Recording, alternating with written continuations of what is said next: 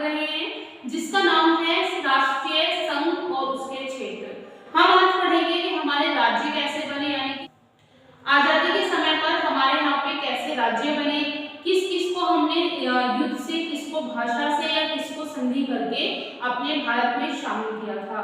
तो हम चलते हैं अपनी क्लास पर। जैसे कि यहाँ पे लिखा हुआ है चैप्टर 4 राज्य और उसके संघ। यहाँ पे सबसे पहली लाइन लिखी हुई है संविधान के भाग 1 में अनुच्छेद 1 से 4 तक भारत के संघ और राज्य से संबंधित प्रावधान है। यहाँ पे पहले लिखा हुआ है संविधान के भाग में अनुच्छेद 1 से 4 तक भारतीय संघ और उसके राज्यों का प्रावधान है, यानी कि हमारे अनुच्छेद 1 से 4 में पहली बात तो हमारा जो राज्य और उसका संघ है भाग 1 में है, और दूसरा यहाँ पे क्या है कि 1 से लेके 4 तक अनुच्छेद 1 से लेके 4 तक राज्य के संघ और उसकी भाषाओं का वर्णन है। फिर उसके आगे से सबसे पहले हम पढ़ते हैं अनुच्छेद 1। अनुच्छेद 1 में क्या है, तो अनुच्छेद 1 का ये पहला पार्ट है जिसके अनुसार भारत को राज्यों का संघ कहा गया है। अगर आपसे पूछा जाए कि भारत को राज्य का संघ किस अनुच्छेद में कहा गया है, तो अनुच्छेद 1 के पहले पार्ट में भारत को राज्य संघ के नाम से पुकारा गया है। फिर उसके बाद है संविधान की संरचना संख्यात्मक है। संविधान की संरचना क्या है, संख्यात्मक है, किंतु प्रारूप समिति ने संघ शब्द का प्रयोग के पीछे कुछ कारण दिए हैं। देखिए जो हमारा भारतीय संविधान है उसकी संरचना संख्यात्मक है। जो हमारे भारत का संविधान हुआ था वो ग्रुप ने किया था, कमेटीज ने किया था। मैंने आपको पहले पढ़ाया था कि हमारे संविधान के बनने के लिए 13 कमेटियों का गठन हुआ था। 8 बड़ी थी और 5 छोटी थी। आपको पता है, मैंने पहले पढ़ाया था, सारी चीज डीपली में पढ़ा चुकी हूँ। तो उसमें क्या था, जो हमारी संघात्मक प्रणाली थी, संघात्मक प्रणाली थी, उसमें 13 कमेटियां थी, 8 बड़ी थी और 5 छोटी थी। किंतु प्रारूप समिति ने संघ शब्द का प्रयोग के पीछे कुछ कारण दिए हैं। संघ समिति यहाँ पे ग्रुप से नहीं है, यहाँ पे उन्होंने कुछ 2 रीजन दिए हैं।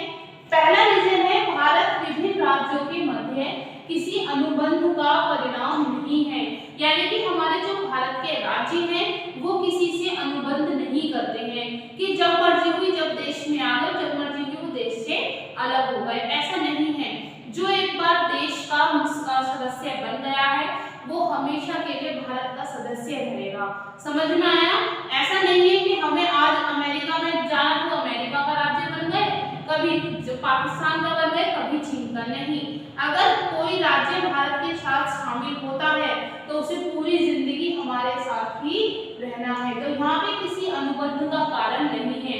संज्ञात्मक का सीधा सीधा मतलब है कि एक बार जो आया वो दोबारा से अलग नहीं हो सकता है। किसी भी राज्य को संघ से अलग होने का अधिकार नहीं है।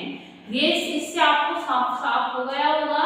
पहला कि हमारा कोई भी राज्य अनुबंध का कारण नहीं है, और दूसरा कि अगर एक बार कोई भारत का राज्य बन गया है तो वो भारत का राज्य ही रहेगा, उसे अलग होने का अधिकार नहीं है। वो भारत के अलग पार्टों में बढ़ सकता है लेकिन भारत से अलग नहीं हो सकता है।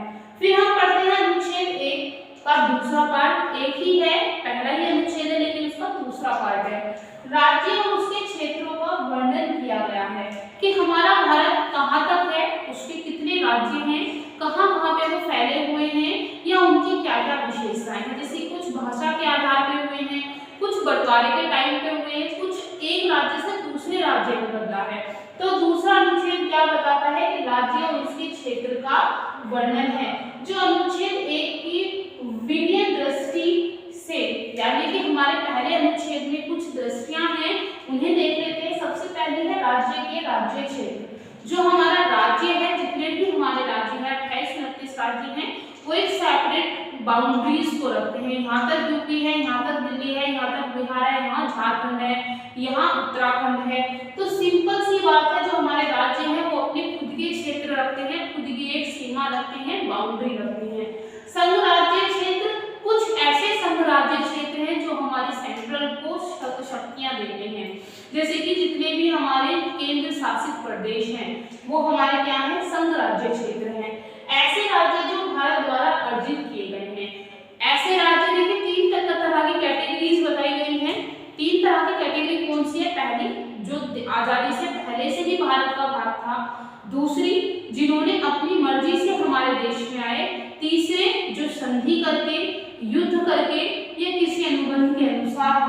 देश का भाग बन गए हैं। तो आपको तीनों कैटेगरी समझ में आ गई।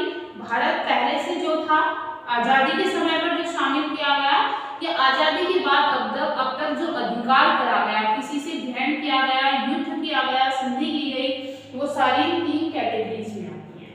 अब हम नोट नंबर 1 पढ़ लेते हैं। भारत संघ भारतीय के राज्य क्षेत्र में अंतर क्या है। देखिए, भारतीय संघ और भारत के राज्य दोनों में क्या अंतर है, डिफरेंस बताना है कि दोनों में क्या अंतर है, कि भारत का संघ का मतलब क्या है, भारत के राज्य का मतलब क्या है। भारतीय संघ में वे राज्य आते हैं जो भारत की शक्ति प्रदान करते हैं। भारतीय संघ में वे राज्य आते हैं जो भारत को शक्ति प्रदान करते हैं। युद्ध के समय, अकाल के समय, उनकी आर्थिक स्थिति के समय जो राज्य हमारे देश को ग्रोथ देते हैं, मदद देते हैं, वो भारतीय संघ में आते हैं। ठीक। दूसरा था जो तथा राज्य क्षेत्र वे हैं जिन पर भारत संप्रभुता है। राज्य क्षेत्र में है जिन पर हमारा भारत अपना शासन कर रहा है। अब शासन तो सालों पे ऐसा नहीं है, देश के बाहर अगर हमने कहीं कब्जा लिया है, अगर हमारे कानून उस जगह पर चलते हैं तो वो राज्य में आएगा। संघ का मतलब जो हमारी शक्ति बना हुआ है, और राज्य का मतलब जिस पर हम अपना हुक्म चला रहे हैं वो संघ हो गया, राज्य हो गया। जैसे कि आपने एलओसी देखी होगी, बहुत सारी फौजियों की मूवी आती हैं कि युद्ध करते करते हमारे सैनिक गए और उन्होंने हमारा झंडा उस मट्टी पर गाड़ दिया और वो जो टीला होता है वो हमारा हो गया। आपने ऐसी मूवियां क्या ही देखी होंगी। देखिए, संघ का मतलब था जो हमारी लड़ाई के समय हमें सपोर्ट होती है, पीछे से जो प्रेशर आता है कि हम आपके साथ हैं, हम आपके साथ हैं, वो हो गया संघ। संघ का मतलब होता है जब हम अपने देश के लिए लड़ते हैं, उनके साथ खड़े होते हैं, तो वो हो गए संघ। राज्य जिस पर हम अपना अधिग्रहण करके बैठे हुए हैं। आपने बहुत सारी फौजियों की मूवी देखी होंगी, जाते हैं पाकिस्तानियों को मार देते हैं, वहां पे खड़े हो जाते हैं, वो हमारा राज्य हो गया। आपने पीओके भी सुना होगा, ठीक, एलओसी भी सुना होगा। तो ये सारी चीजें किसमें आती हैं, नोट नंबर 1 का एग्जांपल है। फिर दूसरा आता है संघ राज्य क्षेत्र पर प्रशासन के लिए। संघ राज्य क्षेत्र पर प्रशासन के लिए नियम कौन बनाएगा, राष्ट्रपति बनाता है, और राष्ट्रपति द्वारा ही नियुक्त व्यक्ति वहां पर शासन करता है। जो हमारे शासन है, जो हमारा संघ है भारत में, देखिए जो हमारे भारत का संघ है वो क्या करता है, उसमें जो नियम कानून बनाता है वो राष्ट्रपति बनाता है। आपको पता है हमारा डिफेंस, जो हमारे डिफेंस के जो हमारे सैन्य प्रमुख होते हैं, आपको पता है जो हमारे सैन्य प्रमुख होते हैं वो सबसे पहले नागरिक राष्ट्रपति ही होते हैं। हमारे देश के प्रथम नागरिक भी हमारे राष्ट्रपति ही होते हैं। तो हमारे संघ के लिए कौन, प्रशासन के लिए कौन चुनेगा व्यक्ति को, राष्ट्रपति चुनेगा, और नियम कानून भी कौन बनाएंगे, राष्ट्रपति बनाएंगे। ये इंपॉर्टेंट है, इसको ध्यान से देख लेना। ये क्वेश्चन आ जाते हैं कि संघ राज्य क्षेत्र में कौन कानून बनाता है, तो हमारा राष्ट्रपति बनाता है। किसके द्वारा चुने गए व्यक्ति संघ पर किसके द्वारा चुने गए व्यक्ति संघ पर प्रशासन करेंगे, तो राष्ट्रपति द्वारा चुना गया व्यक्ति संघ पर, संघ क्षेत्र पर क्या करता है, शासन करता है।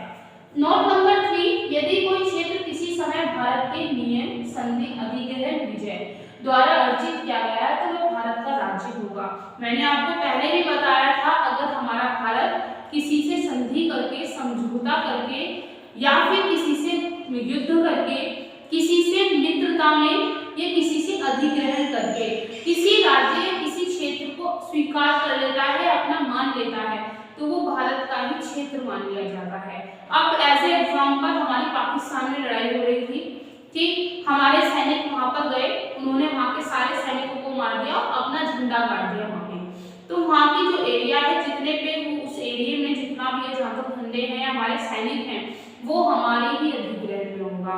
जैसे कि आपने बांग्लादेश का नाम सुना होगा, बांग्लादेश में हमने 10 एकड़ जमीन देकर उनसे 6 एकड़ वापस ले ली, यानी कि हमने अपने देश का, आपने बांग्लादेश का एग्जांपल सुना होगा, हमने बांग्लादेश को अपनी कुछ जमीन देकर वहां से कुछ जमीन वापस ले ली है। तो वो चीजें क्या होंगी, वो प्रशासन, संधि या नियम के अनुसार विजय के साथ भारत का राज्य माना जाएगा। अब अनुच्छेद दूसरे पे आ जाते हैं, सांसद विधि द्वारा संघ में नए राज्यों का प्रवेश या नाम में परिवर्तन करना।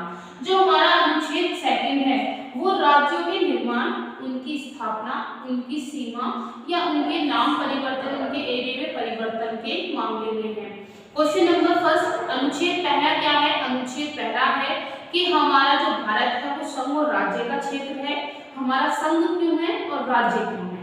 दूसरा है हमारे राज्यों में दूसरा अनुच्छेद है हमारे राज्यों की सीमाओं को बढ़ाना, कम करना, नाम में परिवर्तन करना, नए राज्य के निर्माण करना और पुराने राज्यों में कोई बदलाव करना किसमें आएगा? अनुच्छेद दूसरे में आएगा। इसका एग्जाम्पल है 35वें संशोधन 1974 में सिक्किम को भारत का सहायक राज्य बनाया गया था।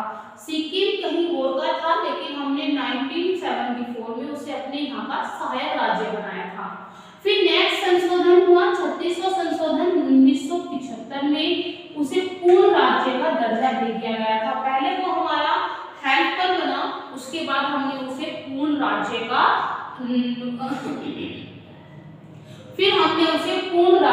क्या दे दिया था? दर्जा प्रदान कर दिया था। जैसे कि जम्मू एंड कश्मीर में जो कश्मीर था वो आधा पाकिस्तानियों के पास था, आधा हिंदुस्तानियों के पास था। उसी की वजह से हमारे यहाँ सबसे ज्यादा दंगे, आतंकवाद के हमले बहुत ज्यादा होते थे। उसमें क्या था, जो हमारा जम्मू कश्मीर था उसमें दो तरह की नागरिकता थी, एक तो भारतीय नागरिकता थी और एक जम्मू कश्मीर की अलग से नागरिकता थी। हमारा पूरे देश में एक ही संविधान चलता है लेकिन जम्मू कश्मीर का संविधान भी अलग था और वहाँ के लोगों की जो फ्लैग था, उनकी मेंटेलिटी थी वो भी अलग थी। लेकिन अब हमारे 2018 के 2019 के संशोधन में उसे हमारा पूर्ण राज्य बनाया गया था। ये भी एग्जाम्पल इसी में आएगा कि 370 हटने के बाद हमारा संविधान एक हो गया, झंडा एक हो गया और नागरिकता भी एक हो गई। पहले हमें वहाँ पे शादियां करने की परमिशन नहीं थी, जमीन लेने की परमिशन ही नहीं थी, लेकिन अब हम वहाँ पे शादियां भी कर सकते हैं। वहाँ की लड़की यहाँ पे आ सकती है, यहाँ का लड़का वहाँ से शादी कर सकता है। दूसरा, हम वहाँ पे जमीन ले सकते हैं, जैसे हम कहीं भी जाकर रह लेते हैं ऐसे हम जम्मू कश्मीर में भी अब जाकर रह सकते हैं। तो ये भी एग्जाम्पल अनुच्छेद सेकंड का ही बनता है कि हम किसी राज्य की सीमा, किसी के नाम या किसी की चीजों में बदलाव कर सकते हैं। लेकिन उसमें भी फैक्ट है वो अनुच्छेद 30 में पढ़ते हैं, क्या फैक्ट है। तो हम अपना अनुच्छेद 3 देख रहे हैं। अब हम अनुच्छेद तीसरा देख लेते हैं। राज्यों को उनके राज्य क्षेत्र में होने वाले बदलाव से संबंधित राय देने का अधिकार है।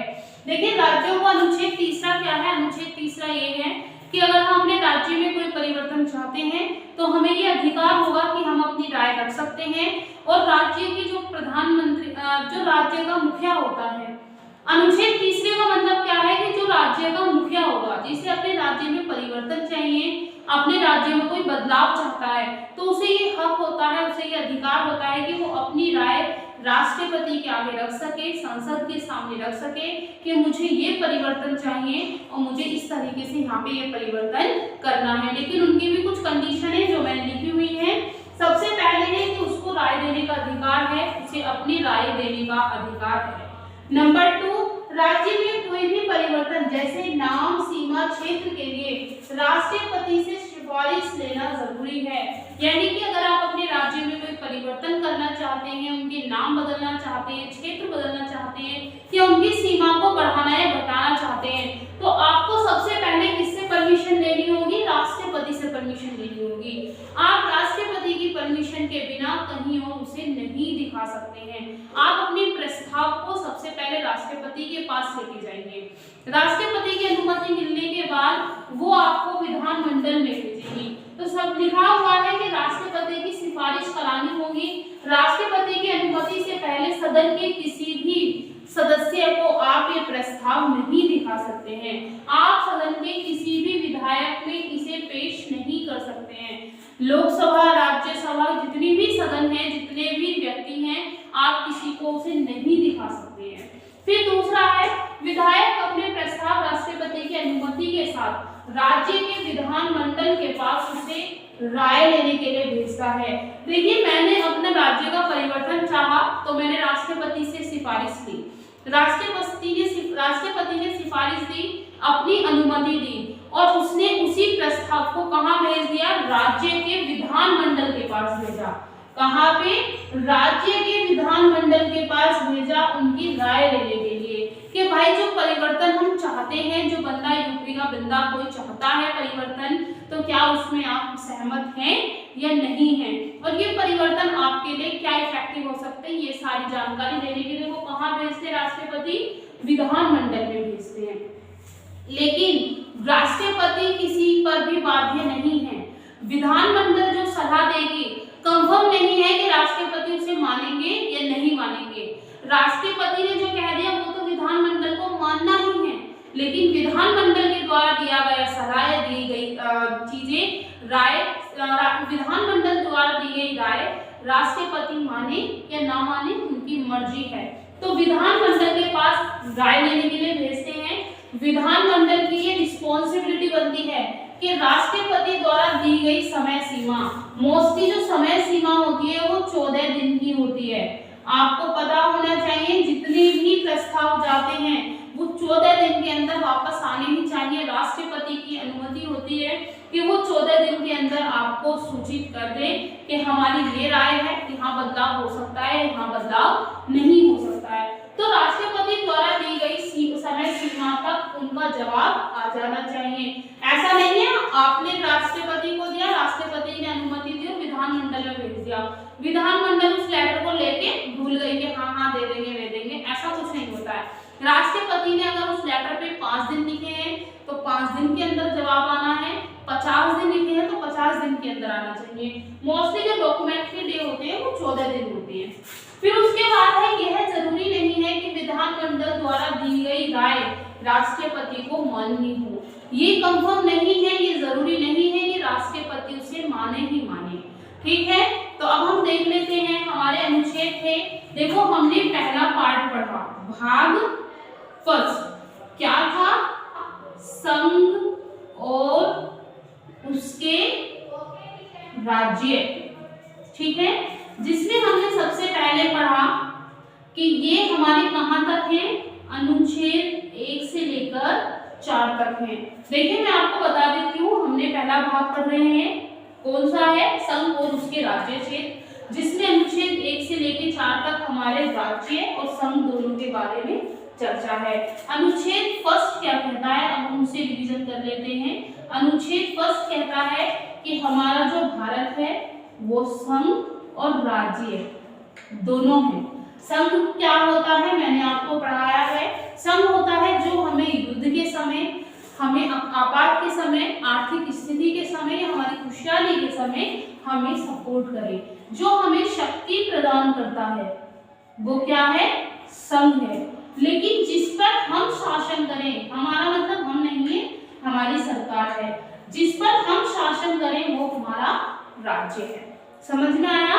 संघ जो हमें शक्ति प्रदान करता है, जिस पर हम निर्भर रह सकते हैं, लेकिन जहाँ पे हमारा प्रशासन चले, जहाँ पे हमारा दबदबा चले कि यहाँ तो हमारा ही हमारा है, वहाँ क्या हो गया, राज्य हो गया। ठीक, अब उसके बाद हम अनुच्छेद 2 पे आ जाते हैं। अनुच्छेद 2 क्या कहता है, अनुच्छेद राज्य और संघ में परिवर्तन की बात कर रहा है। सेकंड क्या बोलता है कि हम अपने राज्य में, हम अपने क्षेत्र में बदलाव कर सकते हैं, परिवर्तन कर सकते हैं। ये अनुच्छेद 2 बता रहा है हमें। अनुच्छेद पहला कि हमारा भारत राज्य और संघ है, राज्य क्या है और संघ क्या है, पहला।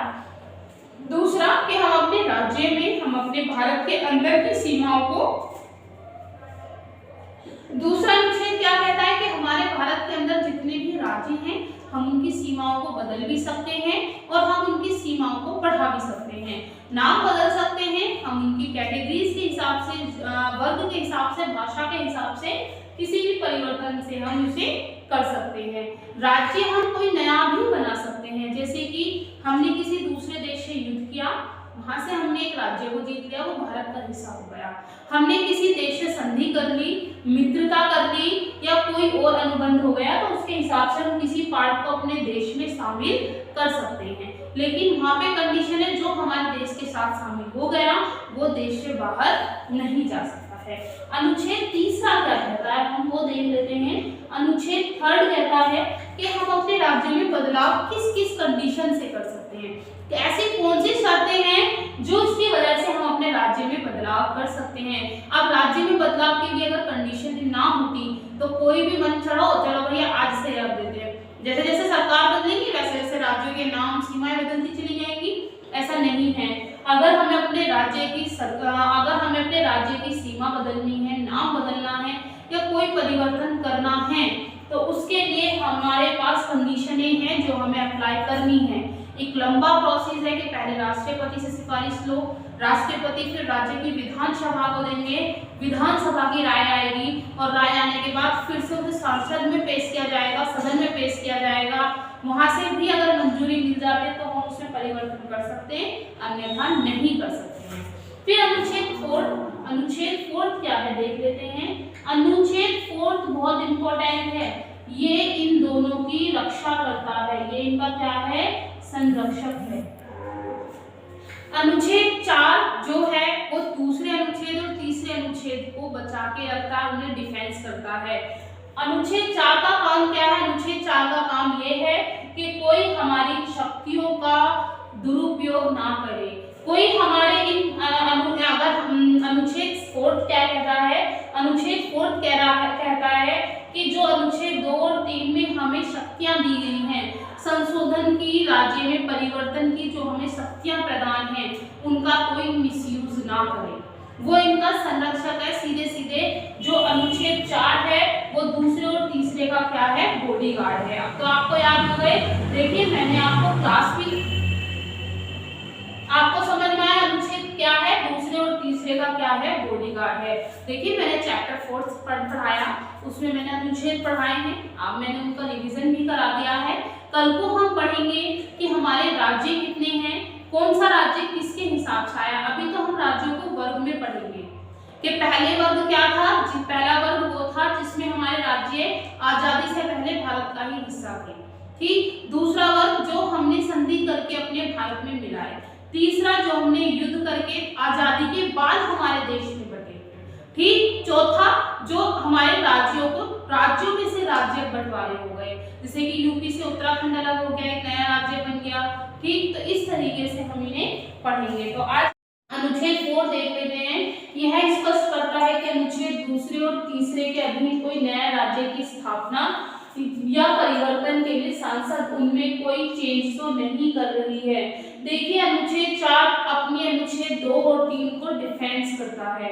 अनुच्छेद 4 का काम क्या है? अनुच्छेद 4 का काम है कि वो दूसरे और तीसरे जो अनुच्छेद में रूल दिए गए हैं उन्हें वो बचाता है। यदि अगर आप इसमें कोई बदलाव कर देते हैं तो आप राज्य में परिवर्तन नहीं कर सकते हैं। आपको जो दूसरे अनुच्छेद और तीसरे अनुच्छेद में कंडीशन दी गई है आपको वो फॉलो करनी ही करनी है। अगर आप उन्हें फॉलो नहीं करते हैं तो अनुच्छेद 68 विधि में 368 के तहत ये मान्य नहीं होगा। अगर आप अपने अनुच्छेद पहली तीसरी में कोई परिवर्तन कर देते हैं, जैसे कि आपने उनकी कोई कंडीशन नहीं मानी, दूसरे तीसरे में आपको कंडीशन दी गई थी कि आप संविधान अगर किसी राज्य में दूसरे और तीसरे अनुच्छेद में ये दिया गया था कि आप अपने राज्य में परिवर्तन किस तरीके से कर सकते हैं, लेकिन आप उन दो रूलों को या दो कंडीशनों को अप्लाई नहीं करते हैं और आप अपनी मनमर्जी किसी भी चीज का नाम बदल देते हैं तो वो मान्य नहीं होगा। जो संविधान में जिस नाम से लिखा हुआ है वो उसी नाम से चलेगा, आप उससे अलग कोई भी काम नहीं कर सकते हैं। तो सीधे सीधे काम था कि अनुच्छेद 4 किसको डिफेंस करता है? अनुच्छेद दूसरे और तीसरे, यानी कि संघ और राज्य में जो परिवर्तनों के लिए कंडीशन दी गई है वो उनको डिफेंस करता है, उन्हें बचाता है। अगर वो ऐसा नहीं करता है तो 368 के तहत वो मान्य नहीं होगा। आपको समझ में आ गया? पहला अनुच्छेद था संघ और राज्य का विवरण कि हमारा संघ क्या है, राज्य क्या है। अनुच्छेद दूसरा था कि हम किस तरीके से, दूसरा था कि हमारे देश की सीमा के अंदर कितने राज्य हैं, उनकी सीमाएं क्या होंगी, या अगर हमें बाहर से कोई राज्य लेना है तो हम उसे किस तरीके से ले सकते हैं। तीसरा था कि अगर हम अपने किसी राज्य में तीसरा था कि हम अपने राज्य में उसके नाम में उसकी सीमाओं में कोई बदलाव करते हैं तो उसके लिए हमें किस तरीके से प्रोसेस चलाना होगा कि हम पहले राष्ट्रपति के पास जाएंगे, राष्ट्रपति से विधानमंडल में, विधानमंडल से दोनों सदन में, और दोनों सदनों से अगर सारी चीज पास हो जाती है तो काम हो जाएगा, नहीं तो वो खारिज हो जाएगा। अनुच्छेद 4 का काम क्या है? अनुच्छेद दूसरे और तीसरे को बचाना है। यदि कोई सदन अपनी मनमानी भी राज्य में बदलाव कर देती है तो वो मान्य नहीं होगा। अनुच्छेद 2 और 3 के तहत ही ये बदलाव किए जा सकते हैं। या फिर एक साधारण से अगर आप कोई विशेष बदलाव कर रहे हैं तो वो मान्य नहीं होगा। साधारण से परिवर्तन साधारण से बहुमत से किए जा सकते हैं, नहीं तो नहीं किए जा सकते हैं। तो ये था आपका संघ और राज्य क्षेत्र। अभी ये कंप्लीट नहीं हुआ है। ये तो मैंने आपको अभी इनके अनुच्छेद बताए थे। अब हमारे राज्य कितने हैं, किस किस पार्ट में बने, यानी कि आजादी के बाद हमारे राज्य किस किस तरीके से बने, वो हम कल पढ़ेंगे।